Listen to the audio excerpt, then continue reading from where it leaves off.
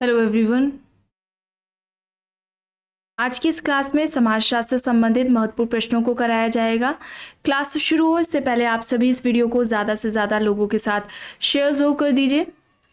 एक इन्फॉर्मेशन है, समाजशास्त्र से संबंधित सभी परीक्षाओं के लिए यहाँ पर प्रैक्टिस सेट एंड सोशियोलॉजी के नोट्स पीडीएफ फॉर्मेट में प्रोवाइड कराए जा रहे हैं। इसके लिए एक नंबर दिया गया है, नंबर है 790 555 3851। इससे जुड़ी हुई कोई भी जानकारी चाहते हैं तो इस व्हाट्सएप नंबर पर आप मैसेज करके पूछ सकते हैं। ध्यान रखिएगा, ये जो प्रैक्टिस सेट एंड सोशियोलॉजी के नोट्स हैं ये पीडीएफ फॉर्मेट में प्रोवाइड कराए जा रहे हैं, जो कि समाजशास्त्र से संबंधित सभी परीक्षाओं के लिए आपको देखने को मिलेंगे। बात की जाए नोट्स की तो सभी परीक्षाओं को ध्यान में रखकर ये नोट्स तैयार किए गए हैं। इसमें आपको वन लाइनर वाले नोट्स भी यहाँ पर मिल जाएंगे। इसके अलावा यहाँ पर एमपी असिस्टेंट हायर एग्जाम जो कि आपका अप्रैल में होने वाला है, उसके फर्स्ट पेपर जीएस के प्रैक्टिस सेट की बात की जाए तो इस प्रैक्टिस सेट में 1000 से ज़्यादा प्रश्न आपको मिल जाएंगे, जिसका प्राइस पहले 199 था, जिसे कम करके 149 कर दिया गया है। इसके अलावा एमपी असिस्टेंट प्रोफेसर एग्जाम के फर्स्ट पेपर जीएस के प्रैक्टिस सेट की बात करें तो इस प्रैक्टिस सेट में टोटल आपको 15 प्रैक्टिस सेट देखने को मिल जाएंगे। इसका जो एग्जाम होना है ये 1 जून को होना है और इस प्रैक्टिस सेट में प्रश्नों की बात की जाए तो 750 प्रश्न इसमें आपको मिल जाएंगे। इसका प्राइस 120 रुपये है। राजस्थान असिस्टेंट प्रोफेसर की बात की जाए जीएस पेपर के प्रैक्टिस सेट की तो इसमें प्रैक्टिस सेट आपको 15 मिलेंगे और इसका जो प्राइस है ये 99 है। कोई भी जानकारी चाहते हैं इससे जुड़ी हुई तो व्हाट्सएप नंबर दिया गया है, इस पर आप मैसेज करके पूछ सकते हैं। नंबर है 790 555 3851। देखिए यहाँ पर 60 प्रश्न हो गए थे, उसके बाद से यहाँ पर कराना है। देखिए प्रश्न है, निम्न में से किस समाजशास्त्री ने प्राथमिक समूह पद को प्रचलित किया? कौन सा विकल्प यहाँ पर सही होगा? Erving Goffman, CH Cooley, David Harvey, George Herbert Mead यहाँ पर ऑप्शंस है। प्राथमिक समूह पद को प्रचलित किसने किया? प्राइमरी ग्रुप का जो कॉन्सेप्ट है ये किसके द्वारा दिया गया है? सही यहाँ पर राइट आंसर क्या होगा? ये कॉन्सेप्ट किसका है? सीएच कूले का है। और सीएच कूले ने प्राथमिक समूह के जो उदाहरण बताए थे, ये 3 उदाहरण इन्होंने बताए थे। पहला इन्होंने परिवार बताया था, दूसरा इन्होंने पड़ोस बताया था, ठीक है, तीसरा इन्होंने मित्र समूह बताया था। ठीक है, ये 3 प्राथमिक समूह के उदाहरण हैं जो कि कूली के द्वारा बताए गए हैं। प्राथमिक समूह और इसके अलावा आभासी प्राथमिक समूह या अर्ध प्राथमिक समूह, यह अवधारणा किसकी है? कूले की है, ये याद रखिएगा। ठीक है, अर्ध प्राथमिक समूह और प्राथमिक समूह की अवधारणा कूले द्वारा दी गई है। आगे देखिए प्रश्न है, कथन पर विचार करना है और सही क्या है ये बताना है। 4 दिए गए हैं। पहला है, उनकी आर्थिक व्यवस्थाओं के आधार पर समग्रीकृत किया जाता है उनकी नातेदारी। ये पूरा प्रश्न नहीं है, ठीक है, आगे इसको नेक्स्ट क्लास में देख लेंगे। अब यहाँ पर देख लीजिए प्रश्न है, किसने धार्मिक कृत्यों अनुष्ठानों को सकारात्मक, नकारात्मक एवं पापपूर्ण के रूप में वर्गीकृत किया है? धार्मिक कृत्यों अनुष्ठानों को सकारात्मक, नकारात्मक एवं पापपूर्ण के रूप में वर्गीकृत किसके द्वारा किया गया है?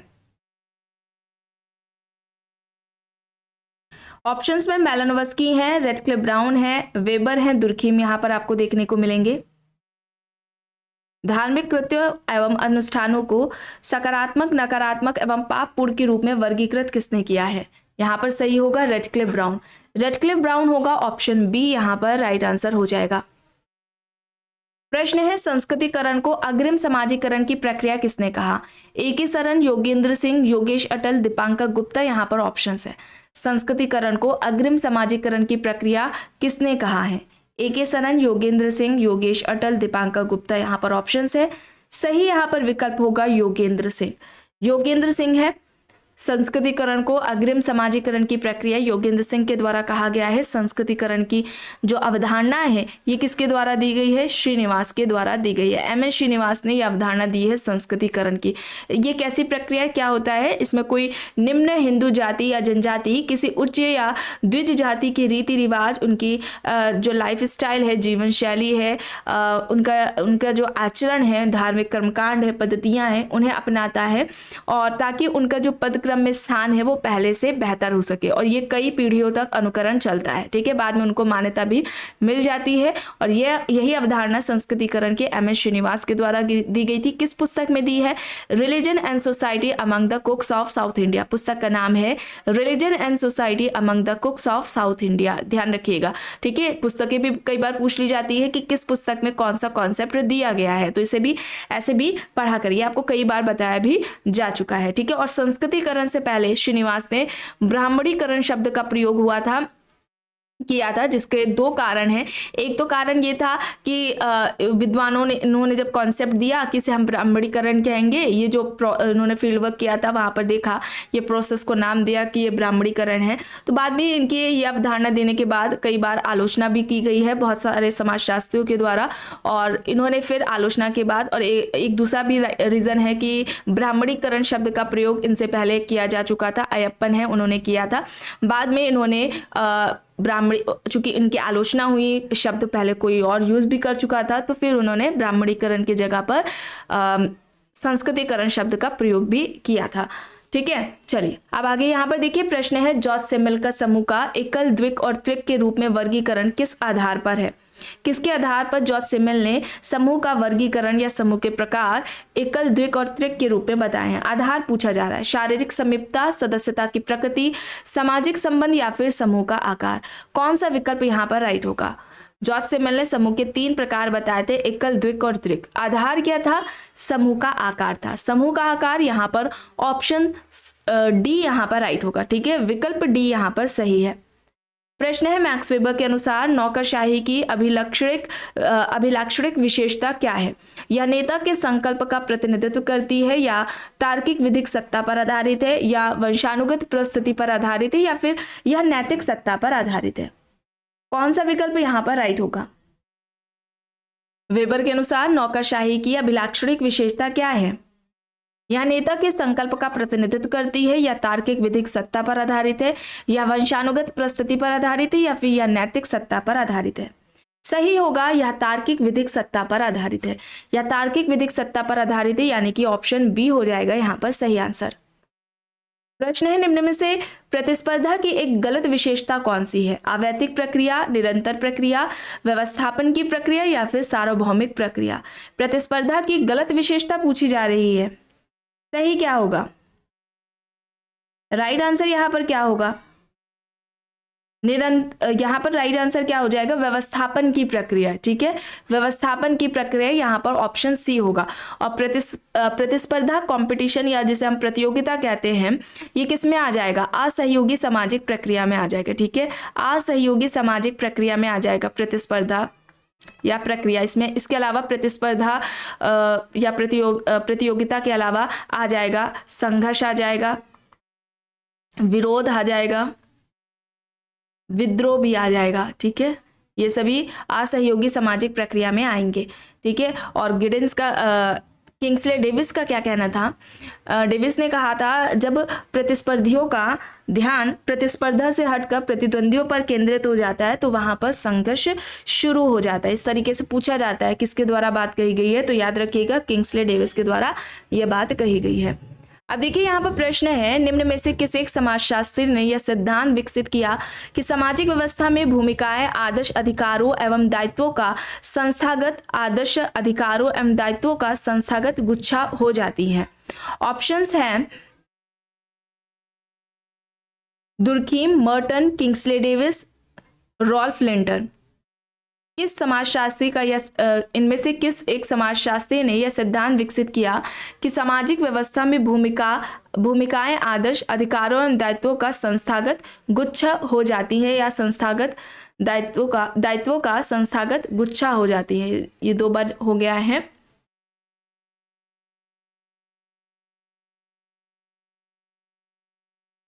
सही क्या होगा? दुर्खीम है, मर्टन है, डेविस है और लिंटन यहाँ पर ऑप्शंस है। सही यहाँ पर है लिंटन। ठीक है, लिंटन है, ऑप्शन डी यहाँ पर राइट आंसर हो जाएगा। प्रश्न है, निम्न कथनों पर विचार करना है। सामाजिक परिवर्तन के विकासवादी सिद्धांत से संबंधित है। समाज सरल से जटिल होता है, समाज की प्रगति रेखीय रूप में होती है, समाज में परिवर्तन विभेदीकरण की प्रक्रिया के द्वारा होता है। कौन सा सही है? सामाजिक परिवर्तन के विकासवादी सिद्धांत से संबंधित क्या सही है यहाँ पर? समाज सरल से जटिल होता जाता है, समाज की प्रगति रेखीय रूप से होती है और समाज में परिवर्तन विभेदीकरण की प्रक्रिया के द्वारा होता है। यहाँ पर विकल्प डी हो जाएगा, ऑप्शन डी यहाँ पर राइट आंसर हो जाएगा। प्रश्न है, निम्न में से कौन एक घेटो के वर्णन के सर्वाधिक निकटस्थ है? पश्चिम समाजों में पाई जाने वाली गंदी बस्तियां, नगर का परित्यक्त भाग, किसी नृजाति समूह द्वारा आबाद वह गंदी बस्ती जो नगरीय जीवन के शेष भाग से अलग हो, या फिर गंदी बस्ती निवास का वह प्रतिमान जो अब अस्तित्व में ना हो। घेटो की अवधारणा किसके द्वारा दी गई है? घेटो का जो कॉन्सेप्ट है ये किसके द्वारा दिया गया है? लुई वर्थ के द्वारा दिया गया है, इसे भी ध्यान रखिएगा, ठीक है। घेटो का जो कॉन्सेप्ट है वो लुई वर्थ के द्वारा दिया गया है। यहाँ पर राइट आंसर क्या होगा? राइट आंसर किसी नृजाति समूह द्वारा आबाद व गंदी बस्ती जो नगरीय जीवन के शेष भाग से अलग हो, यहाँ पर ऑप्शन सी होगा, विकल्प सी यहाँ पर राइट आंसर हो जाएगा। प्रश्न है, वैयक्तिक विघटन और सामाजिक विघटन के बीच संबंध के बारे में निम्न में से कौन सा कथन सही नहीं है?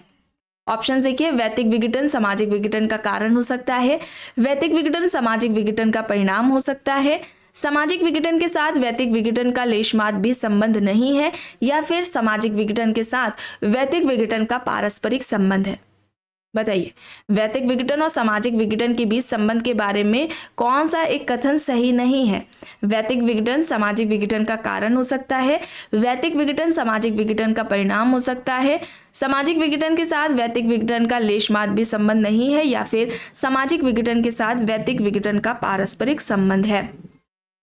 सही नहीं है पूछा जा रहा है, तो सामाजिक विघटन के साथ वैयक्तिक विघटन का संबंध नहीं है, ये यहाँ पर हो जाएगा राइट आंसर, विकल्प सी यहाँ पर सही है। प्रश्न है, निम्न में से कौन सा एक शब्द मर्टन द्वारा विचलन की व्याख्या में प्रयुक्त नहीं किया गया है? नवाचार, अनुष्ठानवाद, परकीकरण, पश्चगमन, यहाँ पर ऑप्शंस है। मर्टन द्वारा विचलन की व्याख्या में प्रयुक्त नहीं किया गया है, ये पूछा जा रहा है। नवाचार, अनुष्ठानवाद, परकीकरण, पश्चगमन, यहाँ पर ऑप्शंस है। सही विकल्प यहाँ पर परकीकरण होगा, परकीकरण होगा, ऑप्शन सी यहाँ पर राइट आंसर हो जाएगा। स्थानीय स्तर पर निम्नांकित विकासात्मक योजनाओं में से किस एक योजना का निहितार्थ है लोगों का लोगों द्वारा लोगों के लिए नियोजन? यहाँ पर ऑप्शंस में दिया गया है सामुदायिक विकास कार्यक्रम, समन्वित ग्रामीण विकास कार्यक्रम, सर्वोदय, अंत्योदय। स्थानीय स्तर पर निम्नांकित विकासात्मक योजनाओं में से किस एक योजना का निहितार्थ है लोगों का लोगों द्वारा लोगों के लिए नियोजन? सही विकल्प सामुदायिक विकास कार्यक्रम। सामुदायिक विकास कार्यक्रम 2 अक्टूबर 1952 को आता है, ठीक है। यहाँ पर ऑप्शन ए हो जाएगा, विकल्प ए यहाँ पर राइट आंसर है। संप्रेषणात्मक क्रिया का सिद्धांत किसने दिया है? Karl Popper, Habermas, Mead, Niklas Luhmann, यहाँ पर ऑप्शंस है। संप्रेषणात्मक क्रिया की बात किसके द्वारा की गई है? हेबरमास, ठीक है, हेबरमास होगा, ऑप्शन बी यहाँ पर राइट आंसर हो जाएगा। प्रश्न है, समाज की विशेषताएं निश्चित भूक्षेत्र, संतति, संस्कृति और स्वावलंबन किसने बताई हैं? मैकेवर, टॉनीस, जॉनसन, किंग्सले डेविस ऑप्शंस है। समाज की विशेषताएं निश्चित भूक्षेत्र, संतति, संस्कृति और स्वावलंबन, ये किसके द्वारा समाज की विशेषताएं बताई गई हैं? सही विकल्प यहाँ पर जॉनसन होगा, ठीक है, विकल्प सी होगा, जॉनसन यहाँ पर राइट आंसर हो जाएगा। प्रश्न है, फ्रेडरिक जेम्सन के अनुसार सांस्कृतिक प्रभु का आशय क्या है? ऑप्शन देख लीजिए। सांस्कृतिक दृष्टि से संप्रभु जाति, वह संस्कृति जो अन्य संस्कृतियों पर हावी हो, अत्यंत विश्लेषणात्मक तत्वों से निर्मित सांस्कृतिक प्रतिमानों की एक नई व्यवस्था, या फिर सांस्कृतिक दृष्टि से प्रभावशाली व्यक्ति। जेम्सन के अनुसार सांस्कृतिक प्रभु का आशय क्या है? सही विकल्प वह संस्कृति जो अन्य संस्कृति पर हावी हो, यहाँ पर विकल्प बी होगा, ऑप्शन बी यहाँ पर राइट आंसर हो जाएगा। प्रश्न है, पुस्तक है छोर का एक गांव किसके द्वारा लिखी गई है? M N. Srinivas, G S. Ghurye, D O. D N. Majumdar, यहाँ पर विकल्प है। छोर का एक गांव किसके द्वारा लिखी गई है? छोर का एक गांव, यह पुस्तक किसके द्वारा लिखी गई है? छोर का एक गांव मजूमदार के द्वारा लिखी गई है, डी.एन. मजूमदार, ऑप्शन डी यहाँ पर राइट आंसर हो जाएगा। प्रश्न है संस्थाओं का परिवर्धमान संस्थाओं तथा अधिनियमित संस्थाओं में वर्गीकरण दिया है। ऑप्शंस में है George Samuel, Spencer, Sumner, Parsons. संस्थाओं का परिवर्धमान संस्थाओं तथा अधिनियमित संस्थाओं में वर्गीकरण किसने दिया है? सैमुअल, स्पेंसर, समनर, पार्सन्स यहाँ पर ऑप्शंस है। सही यहाँ पर विकल्प होगा समनर। ठीक है, समनर के द्वारा ये बात की गई थी। और सबसे पहले संस्थाओं का जो वर्गीकरण है, ये संस्थाओं का उदय कैसे हुआ, ये समनर के द्वारा ही बताया गया था। और अगर हम बात करें संपूर्ण संस्था की, ठीक है, संपूर्ण संस्था की, कि संपूर्ण संस्था का जो कॉन्सेप्ट है टोटल इंस्टीट्यूशंस का या समग्र संस्था का, तो ये किसके द्वारा दिया गया है? गॉफमैन के द्वारा दिया गया है। ठीक है, गॉफमैन ने ये अवधारणा दी है। और समनर ने इन ग्रुप एंड आउट ग्रुप की बात की है। और संस्था के ये दो प्रकार समनर के द्वारा ही बताए गए हैं, परिवर्धमान संस्था और अधिनियमित संस्था। आगे देखते हैं। प्रश्न है निम्न में से किसने अस्वीकार नहीं किया है कि राज्य का एक नीतिपरक उद्देश्य होता है? लॉस्की, गांधी, अरस्तु, मार्क्स यहाँ पर ऑप्शंस है। राज्य का एक नीतिपरक उद्देश्य होता है, ये बात किसके द्वारा नहीं बताई गई है? मार्क्स। यहाँ पर कार्ल मार्क्स होगा। विकल्प डी यहाँ पर राइट आंसर हो जाएगा। प्रश्न है उन स्थायी सामाजिक प्रतिरूपों एवं संबंधों के लिए किस शब्द का प्रयोग करते हैं जो समाज की आवश्यकताओं को पूरा करने वाले कार्यकलाप को नियंत्रित करने वाले मानकों, मूल्यों, भूमिकाओं और स्थितियों से उत्पन्न होते हैं? एकीकरण, संस्थाएं, समयुग्मन, प्रधान यहाँ पर ऑप्शंस है। उन स्थायी सामाजिक प्रतिरूपों एवं संबंधों के लिए किस शब्द का प्रयोग करते हैं जो समाज की आवश्यकताओं को पूरा करने वाले कार्यकलापों को नियंत्रित करने वाले मानकों, मूल्यों, भूमिकाओं और स्थिति से उत्पन्न होते हैं? यहाँ पर संस्थाएं होगा। ऑप्शन बी यहाँ पर राइट आंसर हो जाएगा। विकल्प बी यहाँ पर सही है। और मानवीय आवश्यकताओं का सिद्धांत जो कि मेलानोव्स्की के द्वारा दिया गया था, 3 तरह की आवश्यकताएं बताई थी, प्राथमिक, द्वितीयक और तृतीयक आवश्यकता। और मेलानोव्स्की कहते हैं कि इन आवश्यकताओं की पूर्ति का जो साधन है वो संस्कृति ही है, कल्चर ही है। और कल्चर किस तरीके से मानवीय आवश्यकताओं को पूरा करने में योगदान देती है, इसी के संदर्भ में उन्होंने फंक्शन यानी कि प्रकार की भी बात की थी। किसने की थी? यहाँ पर आपको जो बातें बताई गई हैं मेलानोव्स्की से संबंधित बताई गई हैं। आगे देखते हैं। पुस्तक है bureaucracy in modern society. Options देख लीजिए, Peter M Blau, Milton Singer, George Ritzer, Max Weber. यहाँ पर ऑप्शंस है। ब्यूरोक्रेसी इन मॉडर्न सोसाइटी किसके द्वारा लिखी गई है? Bureaucracy in modern society Peter M Blau की है। यहाँ पर ऑप्शन ए हो जाएगा। विकल्प ए यहाँ पर सही है। प्रश्न है when a great tradition modernization. अब इसके लेखक कौन है? Yogendra Singh, Radhakamal Mukherjee, Milton Singer, McKim Marriott. When a great tradition modernization किसके द्वारा लिखी गई है? किसकी हो जाएगी? मिल्टन सिंगर की। मिल्टन सिंगर ऑप्शन सी यहाँ पर राइट आंसर हो जाएगा।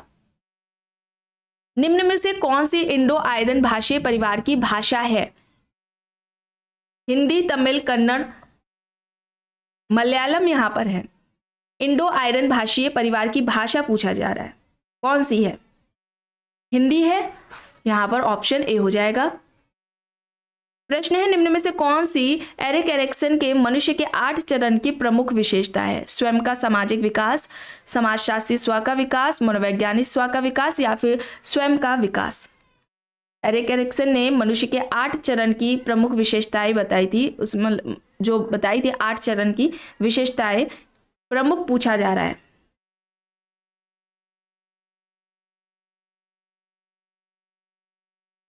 यहाँ पर स्वयं का समाज होगा। ठीक है, स्वयं का समाज होगा।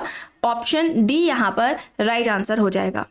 पहचान संकट की अवधारणा किसके द्वारा दी गई है? पहचान संकट सिद्धांत किससे संबंधित है, ये आपको बताना है। अब यहाँ पर देखिए प्रश्न है एक परिकल्पना जिसमें 2 स्थितियों, समूहों, परिणामों या किसी स्थिति की व्यापकता में कोई अंतर नहीं है तो इसे कहा जाता है? वैकल्पिक परिकल्पना, शून्य परिकल्पना, वर्णनात्मक परिकल्पना, संख्यात्मक परिकल्पना। यहाँ पर ऑप्शंस है। एक परिकल्पना जिसमें 2 स्थितियों, समूहों, परिणामों या किसी स्थिति की व्यापकता में कोई अंतर नहीं है तो उसे हम क्या कहेंगे? नल हाइपोथेसिस कहेंगे, शून्य परिकल्पना कहेंगे। ऑप्शन बी हो जाएगा यहाँ पर सही। प्रश्न है पुस्तक है मैन एंड हीज हैबिटेशन किसके द्वारा लिखी गई है? DP Mukherjee, RK. Mukherjee, AK. Saran, GS. Ghurye. यहाँ पर ऑप्शंस है। मैन एंड हीज हैबिटेशन किसकी हो जाएगी ये पुस्तक? आर के मुखर्जी की हो जाएगी। आर के मुखर्जी, ऑप्शन बी यहाँ पर राइट आंसर हो जाएगा। प्रश्न है, भूमंडलीकरण का सिद्धांत निम्न में से किस सिद्धांत की प्रतिक्रिया स्वरूप उद्भवित हुआ था? भूमंडलीकरण का सिद्धांत इनमें से किस सिद्धांत की प्रतिक्रिया के स्वरूप उत्पन्न हुआ? उद्विकासवाद, प्रकारवाद, आधुनिकीकरणवाद, संचारवाद। यहाँ पर विकल्प दिए गए हैं। सही विकल्प यहाँ पर होगा आधुनिकीकरण। आधुनिकीकरण होगा, ऑप्शन सी यहाँ पर राइट आंसर हो जाएगा। प्रश्न है, निम्न में से कौन सा पैराडाइम शिफ्ट की अवधारणा से जुड़ा हुआ है? पैराडाइम शिफ्ट की बात किसके द्वारा की गई है? Paul Feyerabend, Thomas Kuhn, Lakatos, Max Weber यहाँ पर हैं। पैराडाइम शिफ्ट की अवधारणा किससे संबंधित है? किसके द्वारा बात की गई है पैराडाइम शिफ्ट की? थॉमस कोहेन ने बात की है पैराडाइम शिफ्ट की। ठीक है, थॉमस कोहेन होगा, ऑप्शन बी होगा यहाँ पर सही। पार सांस्कृतिक अध्ययन किस सामाजिक अनुसंधान अभिकल्प का उदाहरण है? ऑप्शन देख लीजिए। तुलनात्मक सामाजिक अनुसंधान अभिकल्प, अनुदैर्ध्य सामाजिक अनुसंधान अभिकल्प, प्रयोगात्मक सामाजिक अनुसंधान अभिकल्प या फिर वैदिक अध्ययन अनुसंधान अभिकल्प। यहां पर सही क्या होगा? यहां पर तुलनात्मक सामाजिक अनुसंधान अभिकल्प होगा, ऑप्शन ए यहां पर राइट होगा। आखिरी प्रश्न है, मैक्स वेबर के अनुसार कौन सा एक समाज में स्त्रीकरण का केंद्रीय अंग नहीं है? सत्ता, वर्ग, पद, शक्ति यहाँ पर दिए गए हैं। मैक्स वेबर के अनुसार कौन सा एक समाज में स्त्रीकरण का केंद्रीय अंग नहीं है? सत्ता, वर्ग, पद, शक्ति यहाँ पर ऑप्शंस हैं। सही विकल्प यहाँ पर क्या होगा? सत्ता।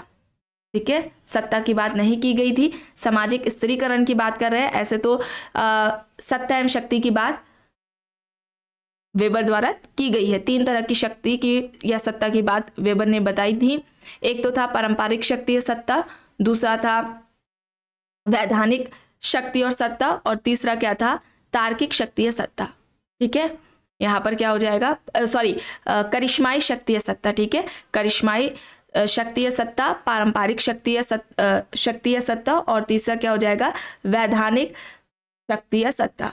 ठीक है, तो ये वेबर ने बताए थे। 3 तरह की शक्ति सत्ता की बात की थी। यहाँ पर स्त्रीकरण की बात हो रही है, और कभी कभी इस तरीके से भी पूछ लिया जाता है कि सामाजिक स्त्रीकरण का त्रिआयामी सिद्धांत किसके द्वारा दिया गया है। ठीक है, तो ये याद रखिएगा, वेबर के द्वारा ही दिया गया है। तो आज के इस क्लास में बस इतना ही। आई होप ये आपको पसंद आई होगी। अगर पसंद आई है तो प्लीज़ लाइक करिएगा, कमेंट करके ज़रूर बताइएगा। चैनल पर अगर आप नए हैं तो चैनल को भी ज़रूर सब्सक्राइब कर लीजिएगा, एंड इस वीडियो को जितना हो सके ज़्यादा से ज़्यादा लोगों के साथ शेयर भी ज़रूर करिएगा।